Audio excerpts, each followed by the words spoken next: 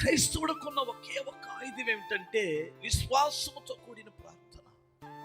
అదే నిన్ను ధైర్యపరుస్తుంది, అదే నీ సమస్యను పరిష్కరిస్తుంది. నమ్ముతారా? మనల్ని చేతకాని వారిని చేసేది ఏంటంటే మనలో ఉన్న కృంగుదల, మనలో ఉన్న భయం. అదే కదా, శ్రమ దినమున కృంగిని ఎడలని నీవు చేతకాని వాడు అవుతావు.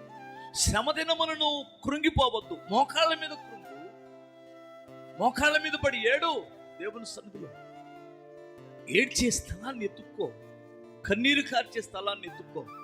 చాలా మంది క్రైస్తవ జీవితాలు భ్రష్టు పట్టడానికి కారణం ఏమిటంటే వ్యక్తిగతంగా మోకాళ్ళ మీదకి వచ్చి ప్రార్థన చేయటం. అది పెద్ద బాధ.